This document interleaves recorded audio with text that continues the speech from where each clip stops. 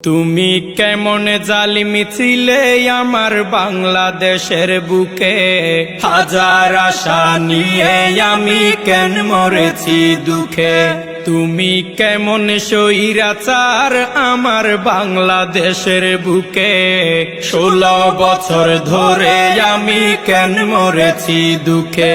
তুমি কেমন জালিম বলতে পারেন, এই জালিম কি করেছে বলেন, আমি বলবো এই স্বৈরাচার কি করে নাই শুনেন। 2006 সালে 28 অক্টোবরে রাস্তায় পিটিয়ে আমার ভাইকে হত্যা করে।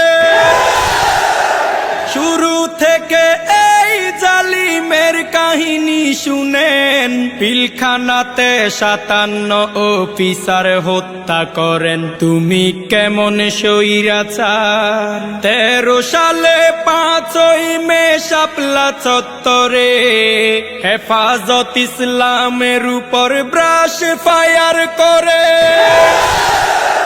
হিন্দুর ছেলে বিশ্বজিৎকে শিবির মনে করে রাস্তার উপর পিটিয়ে পিটিয়ে হত্যা করে। বুয়েটে ছাত্র নাকি শিবির করার অপরাধে শহীদ হলো আমার ভাই আবরার ফাহাদে। তুমি কেমন জালিম, তুমি কেমন জালিমি ছিলে আমার বাংলাদেশের বুকে, হাজার আশা নিয়ে আমি কেন মরেছি দুঃখে। তুমি কেমন জালিম সাজানো ষড়যন্ত্র মিথ্যা ট্রাইব্যুনালে আমার নেতাদেরকে কেন ফাঁসিতে ঝুলালে। বিনা দোষে গুম করে বছরকে বছর নিয়ে রাখা হতো জাহান্নাম আয়না ঘর। সাইদিকেও হাসপাতালে চিকিৎসা নাম করে হত্যা করে, মরণ ইনজেকশনে পুশ করে। তুমি কেমন জালিম আল কোরআনের মাহফিলেও বাধা নিষেধ ছিলে, অনুমতি লেগেছে কোরআনের মাহফিলে। কত আলেম বছরকে বছর পরিবার ছেড়ে কাটিয়ে দিয়েছে জালিমের কারাগারে। তুমি কেমন স্বৈরাচার, তুমি কেমন স্বৈরাচার আমার বাংলাদেশের বুকে, 16 বছর ধরে আমি কেন মরেছি দুঃখে।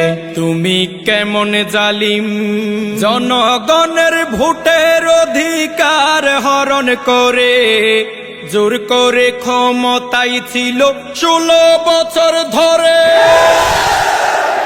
চাঁদাবাজি করে আরো সেবার কথা বলে কোটি কোটি দেশের টাকা বিদেশ গেল চলে।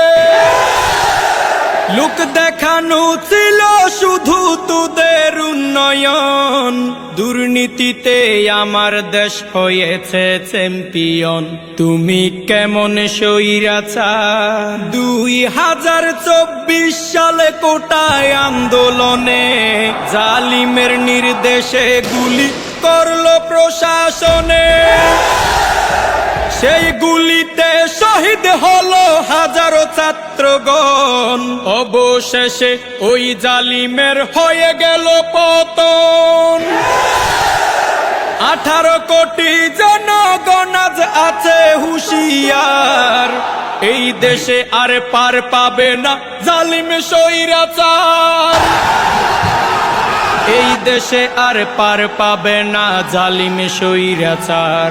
তুমি কেমন জালিম, তুমি কেমন জালিম ছিলে আমার বাংলাদেশের বুকে, হাজার আশা নিয়ে আমি কেন মরেছি দুঃখে। তুমি কেমন স্বৈরাচার, তুমি কেমন স্বৈরাচার আমার বাংলাদেশের বুকে।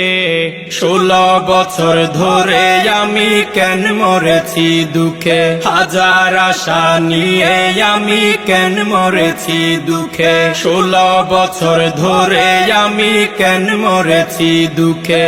তুমি কেমন জালিম, তুমি কেমন স্বৈরাচার।